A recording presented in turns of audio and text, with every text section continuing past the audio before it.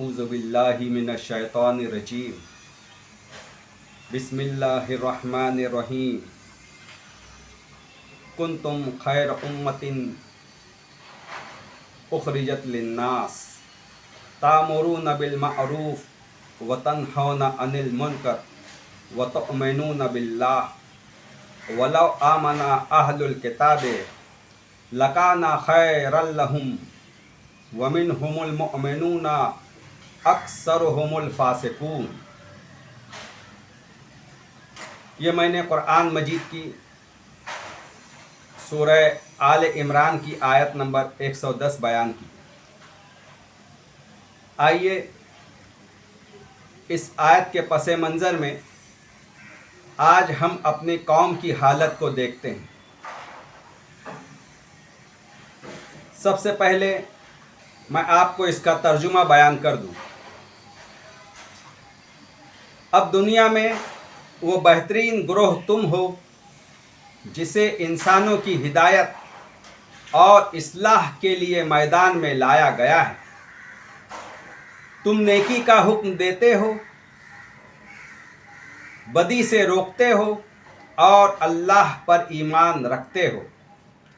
ये अहले किताब ईमान लाते तो उन्हीं के हक में बेहतर था, अगरचे इनमें कुछ लोग ईमानदार भी पाए जाते हैं, मगर इनके बेशतर इफराद नाफरमान हैं। अब देखिए, अल्लाह ताला इस आयत में बयान फरमा रहा है कि बेहतरीन ग्रोह तुम हो। ये ईमान वालों से मुखातिब होकर अल्लाह ताला फरमा रहा है कि बेहतरीन ग्रोह तुम हो, मगर हम बेहतरीन ग्रोह कब होंगे? जब अल्लाह के अहकामात पर हम अमल करेंगे, अल्लाह के बताए हुए रास्ते पर हम अमल करेंगे। अल्लाह का बताया हुआ रास्ता, अल्लाह का हुक्म कहाँ है? अल्लाह का हुक्म तमाम का तमाम अल्लाह का हुक्म कुरान मजीद में मौजूद है। क्या हमने कुरान मजीद में अल्लाह के उन हुक्मों को देखा है कि इस मैटर पर अल्लाह ताला हमसे क्या कहता है? हर मैटर पर, हर बात में हमें अल्लाह के हुक्म को कुरान मजीद में तलाश करना होगा कि इस मैटर पर अल्लाह ताला कुरान मजीद में हमें क्या हुक्म देता है। मगर हम अल्लाह के उन हुक्मों को तलाश करना तो दूर की बात, हम कुरान मजीद को सिर्फ तिलावत के तौर पर इस्तेमाल करते हैं। कुरान मजीद को हम अरबी में तिलावत करते हैं। कुछ लोग रमज़ान में एक कुरान मजीद ख़त्म करते हैं, कुछ लोग 2 करते हैं और कुछ लोग 6 कुरान मजीद का ख़त्म कुरान करते हैं। यानी अरबी में कुरान को पढ़ते चले जाते हैं। अरबी में कुरान को पढ़ना कोई गुनाह नहीं है, कोई गलत काम नहीं है, मगर हमें अपनी मादरी ज़ुबान में जानने की कोशिश करनी होगी कि अल्लाह ताला हमसे क्या बयान फरमा रहा है। क्या अल्लाह की किताब सिर्फ अरबी में तिलावत करने के लिए नाजिल की गई थी? क्या कुरान मजीद सिर्फ सवाब हासिल करने के लिए नाजिल हुआ था? हमसे लोगों ने यह बयान किया है कि कुरान मजीद पढ़ने पर सवाब मिलेगा, हर आयत पढ़ने पर आपको नेकी मिलेगी। अल्हम्दुलिल्लाह पढ़ने पर आपको हर लफ्ज़ पर, अलीफ पर 10 नेकी, लाम पर 10 नेकी, है पर 10 नेकी, इस तरह हमें बयान किया गया है कि आपको हर हुर्फ पर 10-10 नेकियां मिलेगी। क्या ये नेकी صرف عربی میں پڑھنے پر ملے گی؟ نیکی تو ملے گی، مگر کیا ہی بہتر ہوتا کہ ہم اللہ کے اس قرآن کو اردو میں، ہندی میں، مراٹھی میں، انگلش میں، ہماری جو بھی مادری زبان ہے اس میں ہم سمجھنے کی کوشش کرتے، اور سمجھنے کے بعد جب ہم اس پر عمل کریں گے تب ثواب ملے گا۔ صرف عربی میں پڑھ لینے سے مجھے نہیں لگتا ہے کہ ثواب ملے گا۔ اب آپ ہی سوچئے کہ عربی میں قرآن صرف پڑھ لینے سے حاصل کیا ہو رہا ہے؟ کیا ہماری زندگیاں تبدیل ہو رہی ہیں؟ کیا ہم نے اپنی زندگی کو قرآن پڑھ کر بدلا ہے؟ قرآن پڑھنے، عربی میں قرآن پڑھنے والوں کی بھی زندگی کا حال وہی ہے جو قرآن نہیں پڑھ رہے۔ اصل قرآن کا مقصد تو یہ تھا کہ ہم قرآن کو سمجھتے۔ اللہ تعالیٰ نے یہ قرآن عرب میں نازل فرمایا۔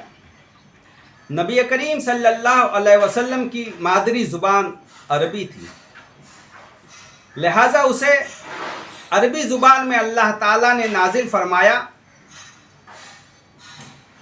کیا نبی اس کو سمجھے اور لوگوں تک اس بات کو پہنچائے؟ وہاں کے تمام رہنے والوں کی مادری زبان عربی تھی، تاکہ وہ لوگ بھی اس کو سمجھے۔ اس وقت اللہ تعالیٰ نے کسی اور زبان میں قرآن مجید کو نازل نہیں کیا، انگلش میں نازل نہیں کیا، اردو میں نازل نہیں کیا، ہندی میں نازل نہیں کیا، مراٹھی یا سنسکرت میں نازل نہیں کیا۔ وہاں کے جو لوگ جس زبان کو سمجھتے تھے، اللہ تعالیٰ نے قرآن مجید کو اسی زبان میں اتارا۔ اس سے پہلے اللہ تعالیٰ نے جن جن کتابوں کو نازل فرمایا، حضور صلی اللہ علیہ وسلم سے پہلے جتنے نبی گزرے، تو اللہ تعالیٰ نے ان نبیوں پر جو کتاب نازل کی ان کی اپنی مادری زبان میں نازل کی تاکہ لوگ سمجھے۔ یہاں اللہ تعالیٰ کا قرآن نازل کرنے کا مقصد یہ ہے کہ قرآن کو ہم سمجھیں، سمجھنے کے بعد ہم اس پر عمل کریں۔ قرآن مجید میں اللہ تعالیٰ نے 4 آیتوں کو بیان فرمایا ہے جس میں یہ کہا جا رہا ہے کہ تم سمجھو۔ میں آپ لوگوں کے سامنے 3 آیات بیان کر رہا ہوں۔ ایک آیت مجھے ابھی یاد نہیں آ رہی ہے، 3 آیات میں ابھی آپ لوگوں کے سامنے رکھتا ہوں۔ سورہ بقرہ آیت نمبر 242۔ اس طرح اللہ اپنے احکام صاف صاف بیان کرتا ہے تاکہ تم سمجھو۔ دیکھیے یہاں بھی اللہ تعالیٰ سمجھنے کی بات کر رہا ہے۔ اپنے احکامات کو، اپنے حکموں کو اللہ بیان تو کر رہا ہے، مگر ہم سے اللہ تعالیٰ یہ چاہتا ہے کہ ہم اس کو سمجھیں۔ دوسری آیت ہے سورہ نساء کی، سورہ نساء آیت نمبر 43۔ بے خبری کی حالت میں نماز کے قریب نہ جاؤ جب تک کہ اتنا ہوش نہ ہو کہ جو کہو اس کو سمجھو۔ یہاں اللہ تعالی نماز میں یہ کہہ رہا ہے، نماز کے تعلق سے یہ کہہ رہا ہے کہ ایسے وقت میں آپ نماز نہیں پڑھنا جو آپ نہ سمجھو، نماز کے قریب نہیں آنا اللہ تعالیٰ نماز پڑھنے سے یہاں منع فرما رہا ہے کہ اگر تم نہیں سمجھتے ہو تو نماز نہیں پڑھنا. تمہیں نماز میں جو جو پڑھنا ہے وہ تمہیں سمجھنا ہوگا. جو تم کہہ رہے ہو اسے سمجھو کہ تم کیا کہہ رہے ہو. کیا ہماری نماز اس طرح ہم پڑھتے ہیں کہ نماز میں جو بھی پڑھا جا رہا ہے کیا اسے ہم سمجھتے ہیں کہ ہم کیا پڑھ رہے ہیں؟ کیا ہمیں ثنا کا مطلب معلوم ہے؟ برسوں بیت گئے ہم نماز پڑھ رہے ہیں مگر ہمیں ثنا کا مطلب نہیں معلوم. چند لوگ ہوں گے جنہیں ثنا کا مطلب معلوم ہوگا، یا جو بھی نماز میں پڑھا جا رہا ہے اس کا مطلب معلوم ہوگا. بہت چند لوگ ہوں گے، گنتی کے لوگ ہوں گے، مگر اکثریت نماز میں جو پڑھ رہی ہے اسے سمجھ نہیں رہی ہے. یہاں اللہ تعالیٰ کہہ رہا ہے جو تم کہہ رہے ہو اسے سمجھو. کیا ہمیں الحمدللہ کا مطلب معلوم ہے؟ کیا ہمیں سبحان ربی العظیم کا مطلب معلوم ہے؟ کیا ہمیں سبحان ربی الاعلیٰ کا مطلب معلوم ہے؟ کیا ہمیں التحیات کا مطلب معلوم ہے؟ کیا ہمیں درود ابراہیم کا مطلب معلوم ہے؟ یہاں اللہ تعالی ہم سے مطالبہ کر رہا ہے کہ جو بھی تم کہہ رہے ہو اسے سمجھو. دیکھیے، نماز اصل میں ایک دعا ہے جو ہم اللہ تعالی سے مانگتے ہیں. جو بھی ہم مانگ رہے ہیں اور ہمیں پتہ ہی نہیں کہ ہم کیا مانگ رہے ہیں، تو ایسی نماز کیا اس سے کچھ حاصل ہوگا؟ ہونا تو یہ چاہیے کہ ہر ورڈ، ہر لفظ کا مطلب جو جو ہم کہہ رہے ہیں اسے ہم سمجھ بھی رہے ہیں. اللہ تعالیٰ اس طرح کی نماز کا مطالبہ ہم سے کر رہا ہے، نہ کہ ایسی نماز کہ 2 منٹ میں 2 رکعت ختم ہو جائے. کیا پڑھا، کیا مانگا، پتہ نہیں. جی نہیں، ایسی نماز کا اللہ تعالی ہم سے مطالبہ نہیں کرتا. آئیے تیسری آیت، سورہ یوسف کی آیت نمبر 2. ہم نے اس قرآن کو عربی زبان میں نازل کیا تاکہ تم سمجھو. دیکھیے، یہاں بھی اللہ تعالی ہم سے یہی مطالبہ کر رہا ہے کہ ہم جو بھی قرآن میں ہم پڑھ رہے ہیں اسے ہم سمجھ بھی رہے ہیں.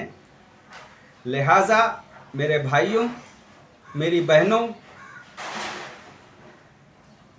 میری آپ لوگوں سے ریکویسٹ ہے، میرا آپ لوگوں سے مطالبہ ہے کہ اللہ تعالی ہم سے مطالبہ یہ کر رہا ہے کہ قرآن جو تم پڑھ رہے ہو اسے تم سمجھ بھی رہے ہو. دیکھیے، قرآن کے نہ سمجھنے کی وجہ سے دین میں بہت بڑی گڑبڑ بھی ہو چکی ہے. جو نیک عمل ہم دین سمجھ کر رہے ہیں، کیا وہ قرآن کے مطابق ہے یا وہ عمل قرآن کے مخالف جا رہا ہے؟ ہم نے قرآن کے حکموں کو جاننا ہی نہیں چاہا. ہم نے دیکھا ہی نہیں کہ اللہ تعالی ہم سے قرآن میں کیا کہہ رہا ہے، کیا حکم دے رہا ہے. جبکہ قرآن میں میکزیمم اللہ تعالیٰ نے جتنے بھی حکم بیان کیے ہیں، تمام کے تمام حکم ہم پر فرض ہے. فرض یعنی ہمیں کرنا ہی ہے. اگر ان حکموں پر ہم نے عمل نہیں کیا تو ہم گنہگار ہو جائیں گے.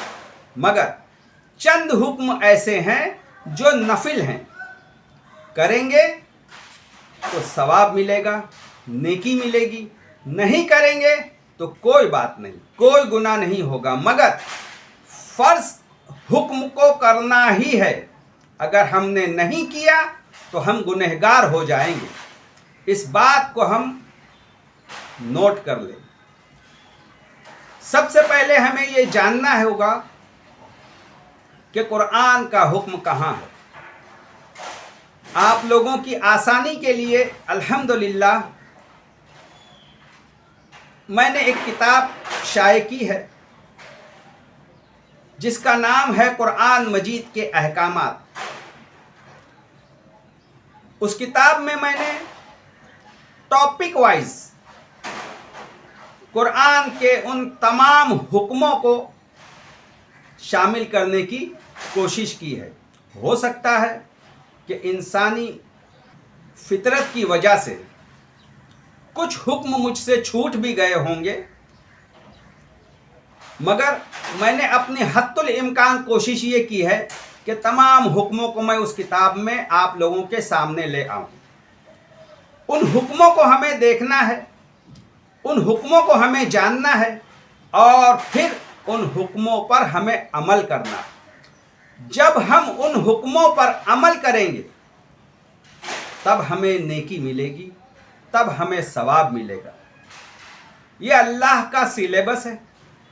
اس سلیبس کے مطابق ہمیں چلنا ہوگا۔ آؤٹ آف سلیبس اگر ہم چلیں گے تو ہمیں حاصل کچھ نہیں ہوگا۔ کل قیامت کے دن ہم کہیں خسارے میں نہ پڑ جائے کہ میں نے دینداری تو بہت کی مگر نیکی کچھ نہیں ملی۔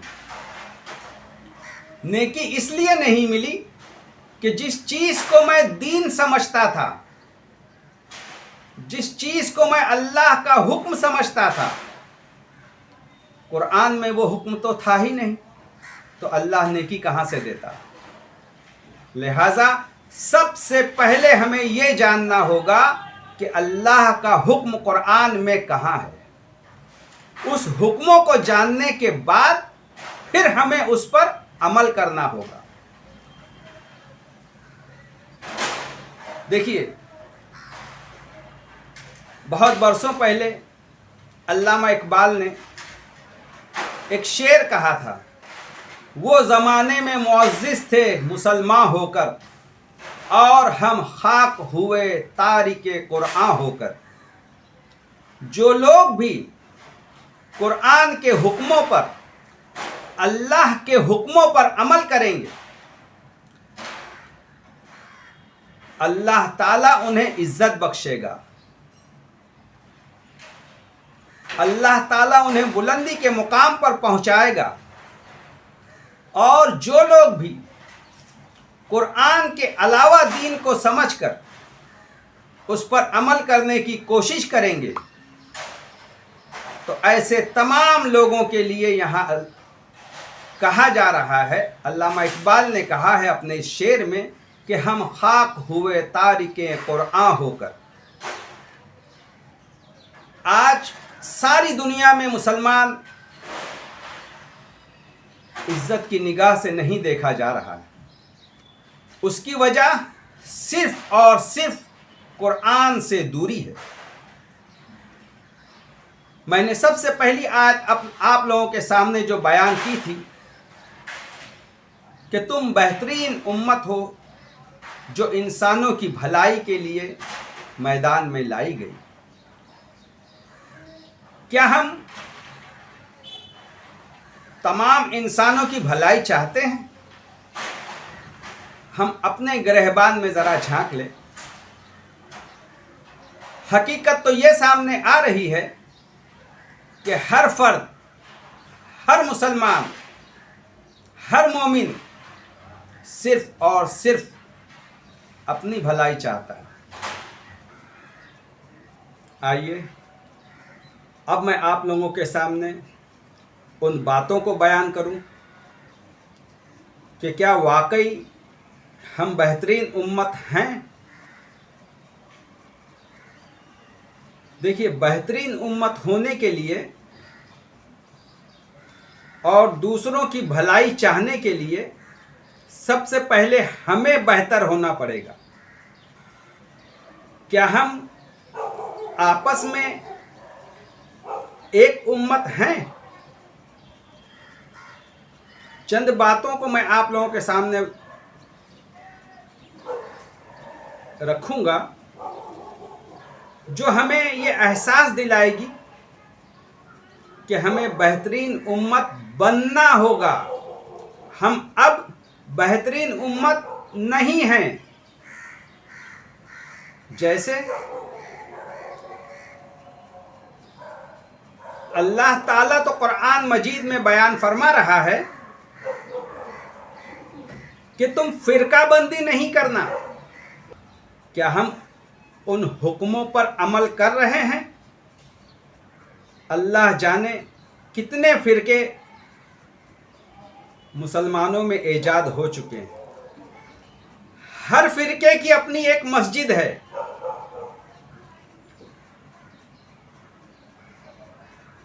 मैं चंद दिन पहले बॉम्बे में कुर्ला में कपाड़िया नगर में गया। एक शादी का निकाह की तकरीब थी। उस मस्जिद में एक बंदे का निकाह हुआ। उसके बाद मैं वहाँ से चला, चंद लोग मेरे साथ थे। पता ये चला कि इस कपाड़िया नगर में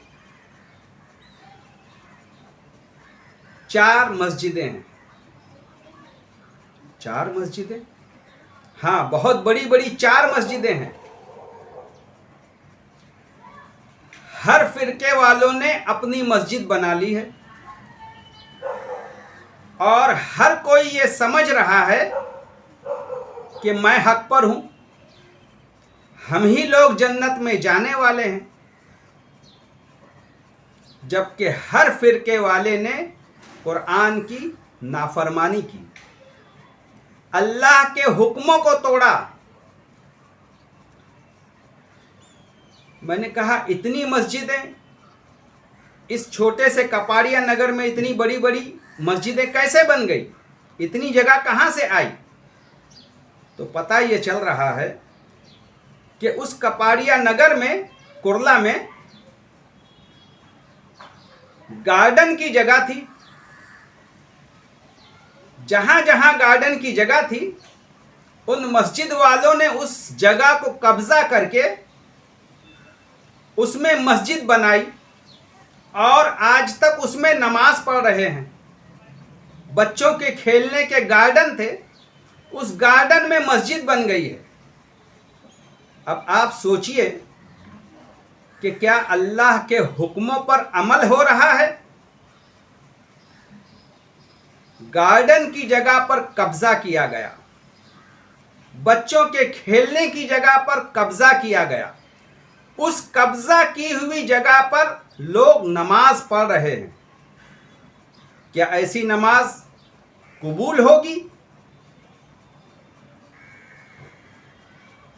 क्या ऐसे फिरके वालों को अल्लाह ताला जन्नत नसीब करेगा? जी नहीं। यहां अल्लाह के हुक्मों को तोड़ा जा रहा है। क्या नबी करीम सल्लल्लाहु अलैहि वसल्लम ने मदीने में जब मस्जिद बनाई तो क्या कब्जा करके बनाई थी? क्या हमारे नबी की यही तालीम थी? जी नहीं।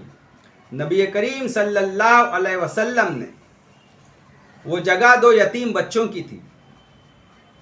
उन यतीम बच्चों को हुजूर सल्लल्लाहु अलैहि वसल्लम ने कीमत अदा की। कीमत अदा करने के बाद वो मस्जिद बनी। क्या हमारी मस्जिदें ऐसी हैं कि हम कीमत अदा करके मस्जिदें बना रहे हैं? क्या उन मस्जिदों में कुरान की तालीम हो रही है? क्या उन मस्जिदों में कुरान को समझाया जा रहा है? قرآن کے حکموں کو بتایا جا رہا ہے؟ جی نہیں۔ ان مسجدوں میں جس فرقے کی وہ مسجد ہے ان کی اپنی کتاب ہے، وہاں قرآن نہیں ہے، وہاں قرآن کی تعلیم نہیں ہوگی، وہاں تعلیم ہوگی تو اسی فرقے کے کتاب کی تعلیم ہوگی۔ کیا اللہ کی کتاب، کیا اس تعلیم میں کوئی کمی رہ گئی تھی جو انہوں نے اپنی کتاب بنائی اور اس کی تعلیم دے رہے ہیں؟ بڑے افسوس کی بات ہے کہ اللہ کی کتاب ہی کو اللہ کے گھر میں جگہ نہیں دی گئی، اللہ ہی کی کتاب کو اللہ کے گھر سے ہٹایا گیا، اللہ ہی کے حکموں کو اللہ کی مسجد سے، اللہ کے گھر سے بے دخل کیا گیا، اور اپنے عالموں کی، اپنی سوچ کی، اپنی ان کتابوں کو، میں ان کتابوں کا نام نہیں لینا چاہتا، میں کسی کی برائی بھی کرنا نہیں چاہتا، مگر میں ایک عام انسانوں کو، ایک عام مسلمانوں کو یہ احساس دلانا چاہتا ہوں کہ کیا اللہ کے گھر میں اللہ کی کتاب کو جگہ نہیں ملے گی؟ دوسری بات، اللہ اپنے قرآن میں یہ حکم دے رہا ہے کہ جھوٹ نہ بولا جائے، جھوٹ کے تعلق سے کم 15 آیات اللہ تعالیٰ نے قرآن مجید میں بیان کی۔ یہاں مسلمانوں کا حال یہ ہے کہ موبائل پر جب ہوتے ہیں تو کہتے ہیں کہ میں فلاں جگہ ہوں، بیٹھا ہے گھر میں، بیٹھا ہے دوستوں کے ساتھ، مگر وہاں بھی جھوٹ کہہ رہا ہے۔ کیا اللہ کی نافرمانی نہیں ہو رہی ہے؟ بلا وجہ کا جھوٹ۔ اگر وہ سچ کہہ دیتا تو جس سے فون پر بات ہو رہی ہے وہ اسے کوئی سزا نہیں دینے والا تھا، مگر یہاں جھوٹ کہہ رہا ہے اور یہ بھول رہا ہے کہ اللہ اسے سزا دے گا۔ اننیسیسری جھوٹ بولا جا رہا ہے، بلا وجہ کا جھوٹ بولا جا رہا ہے۔ دیکھیے، اللہ تعالیٰ نے قرآن میں جھوٹ کے تعلق سے بہت ساری آیتیں بیان کی ہے، ہمیں ان آیتوں کو دیکھنا ہے اور اپنی زندگیوں سے ان غلط چیزوں کو ایک ایک کر کے ہمیں نکالنا ہے، تب ہم بہترین امت بنیں گے۔ اللہ تعالیٰ قرآن مجید میں بیان فرما رہا ہے کہ پاکیزگی کا خیال رکھا جائے۔ کیا ہمارے محلوں میں پاکیزگی کا خیال رکھا جا رہا ہے؟ جی نہیں، نہ ہمارے محلوں میں پاکیزگی کا خیال رکھا جا رہا ہے، نہ ہمارے گھروں میں پاکیزگی کا خیال رکھا جا رہا ہے، نہ ہماری بلڈنگوں میں پاکیزگی کا خیال رکھا جا رہا ہے۔ پاکیزگی تو آپ کو دوسرے محلوں میں ملے گی جہاں مسلمان نہیں رہتا۔ بہت افسوس کی بات ہے، بہت افسوس کی بات ہے کہ ہم جانوروں کی زندگی جی رہے ہیں۔ ہمیں ایسی زندگی سے باہر آنا ہوگا، ہمیں اس بات کا احساس کرنا ہوگا کہ میں غلط ہوں، مجھے اپنے آپ کو سنوارنا ہوگا، مجھے اللہ کے حکموں کے مطابق زندگی گزارنا ہوگا۔ اللہ تعالیٰ بیان فرما رہا ہے قرآن میں کہ احسان کا معاملہ کرو۔ کیا ہم احسان کا معاملہ کرتے ہیں؟ ہم اپنے ماں باپ سے احسان کا معاملہ نہیں کرتے جنہوں نے ہمیں پیدا کیا۔ ہمارے گھروں میں دیکھیے ماں باپ کے ساتھ کیسا برتاؤ کیا جا رہا ہے۔ ایسی ویڈیو سامنے آتی ہے کہ بڑھاپے میں ماں باپ کو مارا جا رہا ہے، ماں باپ کو انہی کے گھروں سے بے دخل کیا جا رہا ہے۔ جس نے ہمیں پیدا کیا ہم اسی کے ساتھ احسان کا معاملہ نہیں کر رہے۔ کیا ہم اپنے بیوی بچوں کے ساتھ احسان کا معاملہ کرتے ہیں؟ کیا ہم اپنے پڑوسیوں کے ساتھ احسان کا معاملہ کرتے ہیں؟ کیا ہم غیر مسلموں کے ساتھ احسان کا معاملہ کرتے ہیں؟ کیا ہم جانوروں کے ساتھ احسان کا معاملہ کرتے ہیں؟ کیا ہم پیڑ پودوں کے ساتھ، درختوں کے ساتھ احسان کا معاملہ کرتے ہیں؟ جی نہیں۔ ہمارے معاملات ہر معاملے میں بگڑے ہوئے ہیں۔ ہمیں ان قرآن مجید کے احکام کو شدت کے ساتھ احساس کرنا ہوگا کہ میں کیا کر رہا ہوں۔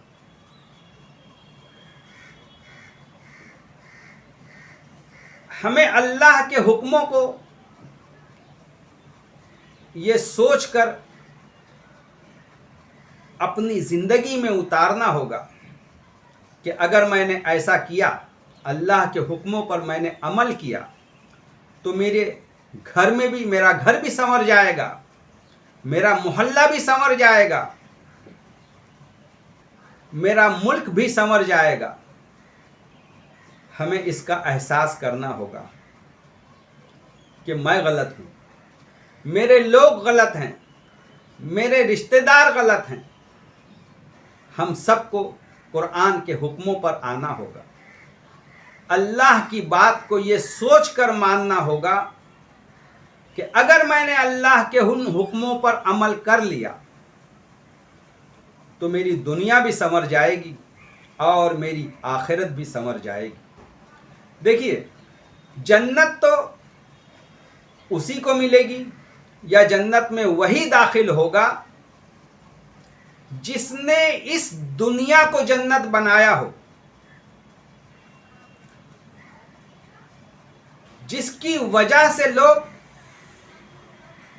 بے خوف ہو کہ نہیں، یہ شخص مجھے نقصان نہیں پہنچائے گا، کسی بھی طرح کا نقصان یہ شخص مجھے نہیں پہنچائے گا، یہ گھر والے مجھے کوئی نقصان نہیں پہنچائیں گے۔ اپنے گھروں کو جنت بناؤ، اپنی زندگی کو جنت بناؤ، اپنے محلے کو جنت بناؤ، اپنے ملک کو جنت بناؤ۔ جب یہ سب چیز جنت بن جائے گی تب مرنے کے بعد ہمیں جنت ملے گی۔ اگر ہم نے اس دنیا کو جہنم بنا دیا، اگر ہم نے اپنی زندگی کو جہنم بنا دیا، اگر ہم نے اپنے گھروں کو جہنم بنا دیا، اگر ہم نے اپنے رشتہ داروں کے ساتھ رشتوں کو جہنم بنا دیا، پڑوسیوں کے رشتوں کو جہنم بنا دیا، تو کیا آخرت میں ہمیں جنت ملے گی؟ جی نہیں۔ ہم دیکھیے اپنے بھائیوں کے ساتھ کیا سلوک کرتے ہیں، ہم اپنی بہنوں کے ساتھ کیا سلوک کرتے ہیں۔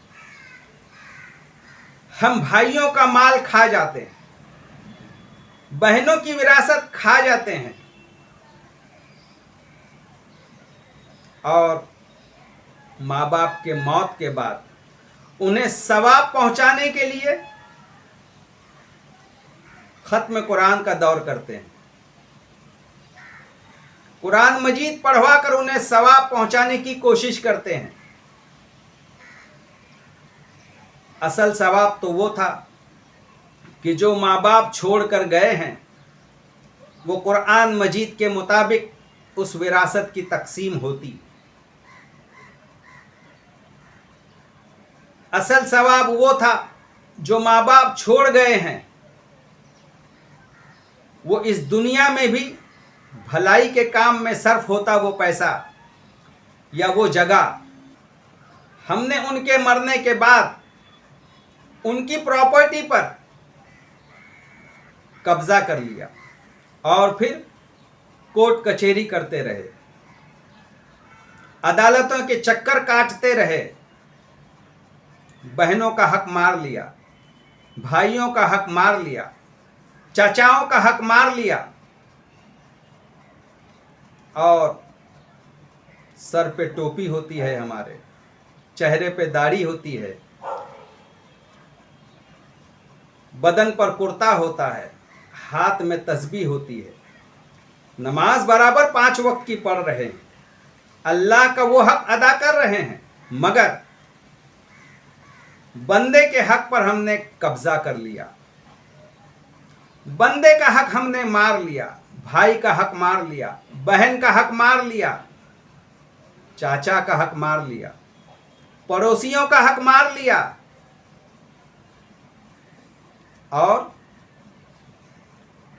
بتائے جا رہا ہے کہ حج کو جا رہے ہیں، عمرہ کو جا رہے ہیں، دنیا کا حق مار لیا اور حج کو جا رہے ہیں، اور یہ سمجھ رہے ہیں کہ میرے تمام گناہ معاف ہو جائیں گے۔ ہمیں چاہیے کہ ہم ایسی حرکتوں سے باز آ جائیں۔ ہونا تو یہ چاہیے تھا کہ ہم اپنے لیے بھی بہتر ہوتے، اپنے گھر والوں کے لیے بہتر ہوتے، اپنے محلے والوں کے لیے بہتر ہوتے، ہماری وجہ سے لوگوں کو فائدہ پہنچتا، ہماری وجہ سے لوگ ترقی کرتے، ہماری وجہ سے اس دنیا میں امن قائم ہوتا۔ دیکھیے، ہم ایمان والے ہیں، ایمان کا مطلب ہی یہ ہوتا ہے کہ امن۔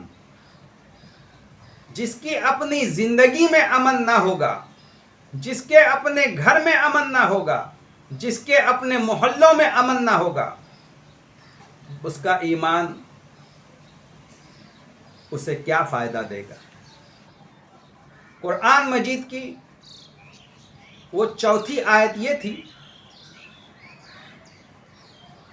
سورہ بقرہ آیت نمبر 73، جس میں اللہ تعالیٰ بیان فرما رہا ہے کہ اللہ تمہیں اپنی نشانیاں دکھاتا ہے، اللہ تمہیں اپنی آیات دکھاتا ہے تاکہ تم سمجھو۔ یہاں بھی اللہ تعالیٰ سمجھنے کی بات کر رہا ہے۔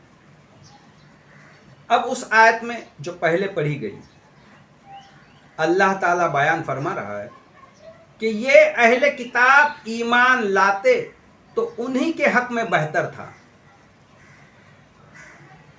اب ایمان کس کو لانے کی بات ہو رہی ہے؟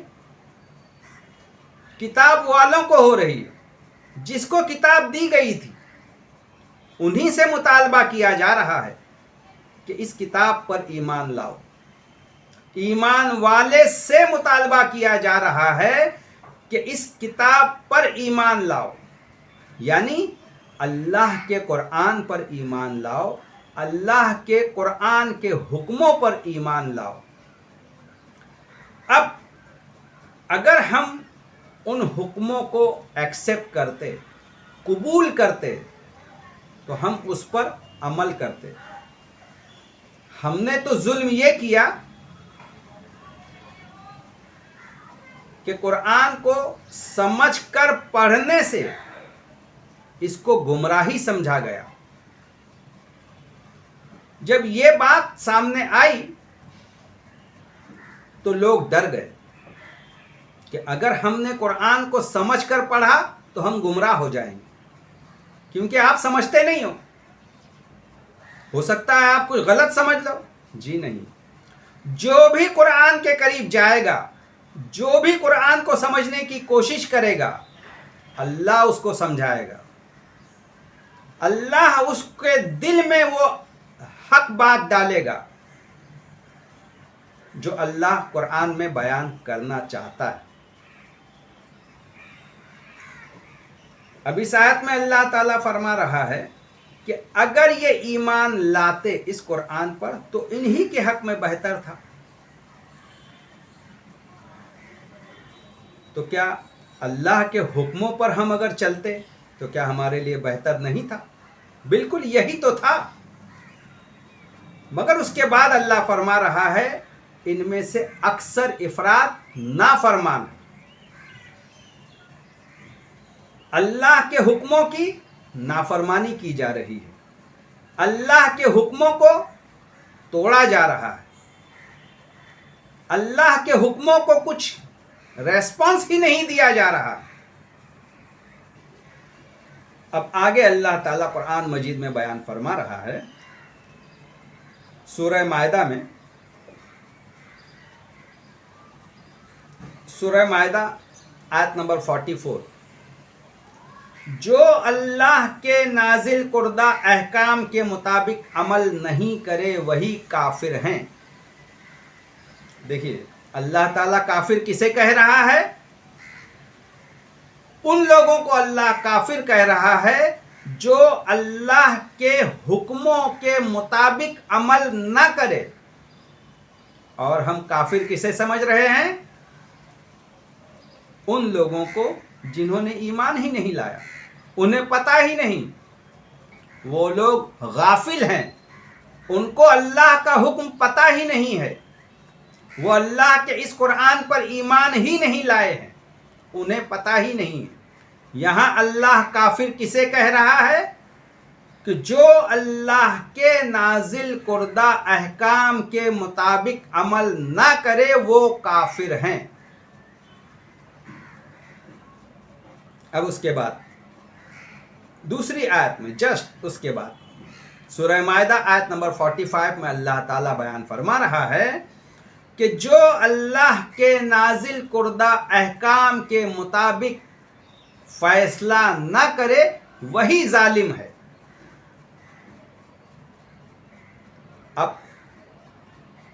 ہم اپنے ماحول میں دیکھیے، طلاق کے تعلق سے یہ فیصلہ کیا جاتا ہے کہ آپ نے ایک وقت میں 3 طلاق دے دی، طلاق ہو گیا۔ مگر قرآن کہتا ہے ایک وقت میں آپ اگر 30 بار بھی طلاق دے دیں گے تو وہ ایک ہی طلاق شمار ہوگی، کیونکہ دوسری طلاق کے لیے عورت کا مینسس یا ماہواری آنا ضروری ہے، اس کے بعد طلاق دی جائے گی، پاک ہونے کے بعد۔ اس کو قرآن دوسری طلاق کہہ رہا ہے۔ اب یہاں فیصلہ کیا کیا گیا کہ آپ نے ایک وقت میں 3 طلاق دے دی، طلاق ہو گئی؟ جی نہیں، قرآن کے مطابق نہیں حکم ہوا، یہ قرآن کے مخالف حکم ہوا۔ قرآن کے مطابق اگر لوگ طلاق دیتے تو طلاق دے ہی نہیں سکتے ہو آپ قرآن مجید میں طلاق کے حکموں میں جائیے اور ان حکموں پر آپ عمل کر کے دکھائیے،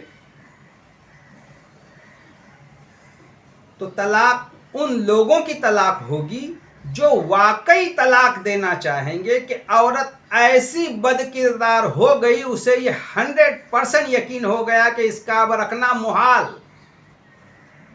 تو ویسی ہی عورت کی صرف طلاق ہو سکتی ہے۔ ایسی عورت کی طلاق کوئی شوہر دے ہی نہیں سکتا قرآن کے مطابق، جس نے نمک کم ڈالا، جس نے میری اماں کو 2 برے الفاظ بول دیے، اس نے ایسا کیا، اس نے ویسا کیا، اس چھوٹی چھوٹی بات پر طلاق ہو ہی نہیں سکتی۔ تو یہاں ہم نے قرآن کے مخالف عمل کیا تو آج ذلیل ہو گئے۔ دوسرے مذہب کے حکمران ہمیں قرآن کا حکم بتا رہے ہیں۔ کتنے بڑے افسوس کی بات ہے کہ اب وہ حکم حکومت کا آنے کے بعد اب طلاق نہیں ہو رہی ہے، ایک وقت کی 3 طلاق نہیں مانا جا رہا ہے۔ اب کہاں گئے وہ لوگ جو یہ کہتے تھے کہ ایک وقت میں 3 طلاق دیں گے تو طلاق ہو جائے گی؟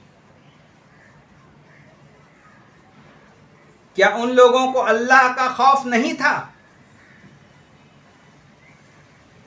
اب ان لوگوں نے اس اللہ کے حکم کو تو نہیں مانا تھا اور اب اس حکمران کے حکم کو مان رہے ہیں۔ اب 3 طلاق نہیں دے رہے ایک وقت میں۔ جو لوگ اللہ کے حکموں کے مطابق فیصلہ نہ کرے وہی ظالم. تو یہ لوگ ظالم ہے جن لوگوں نے قرآن کے مخالف فیصلہ کیا. اب آئیے تیسری آیت کیا بیان فرما رہا ہے اللہ تعالیٰ سورہ مائدہ آیت نمبر 47 میں. جو اللہ کے نازل کردہ احکام کے مطابق زندگی نہ گزارے وہی نافرمان ہے. اب یہ آیت سب کے لیے، ہر مومن بندے کے لیے. کیا ہم اللہ کے نازل کردہ احکام کے مطابق چل رہے ہیں؟ کیا ہم اللہ تعالیٰ کی فرما برداری کر رہے ہیں؟ اگر ہم اللہ کی فرما برداری کر رہے ہیں تو ہم فرما بردار، اور اگر ہم اللہ کے حکموں کی نافرمانی کر رہے ہیں تو ہم نافرمان. دیکھیے، نافرمان اگر کوئی بیٹا بھی ہو جائے تو باپ کی نظر میں وہ ذلیل ہو جاتا ہے. تو کوئی بندہ جب اللہ کا نافرمان ہو جائے تو کیا اللہ کی نظر میں وہ عزت دار ہوگا؟ دیکھیے، ہمیں اپنے زندگی پر غور کرنا ہوگا. ہمیں اپنے آپ کو قرآن کے مطابق ڈھالنا ہوگا. اگر ہم عزت چاہتے ہیں، اگر ہم جنت چاہتے ہیں، ہمیں اس دنیا کو بھی جنت بنانی ہوگی اور اس آخرت کی دنیا کو بھی جنت بنانی ہوگی. اس کے لیے سب سے پہلے کام ہمیں یہ کرنا ہوگا کہ ہمیں اپنے کردار کو سنوارنا ہوگا. اللہ تعالی ہم تمام لوگوں کو، ہم تمام انسانوں کو اللہ کا فرما بردار بنائے. وآخر الدعوانا ان الحمدللہ رب العالمین. السلام علیکم ورحمۃ اللہ وبرکاتہ.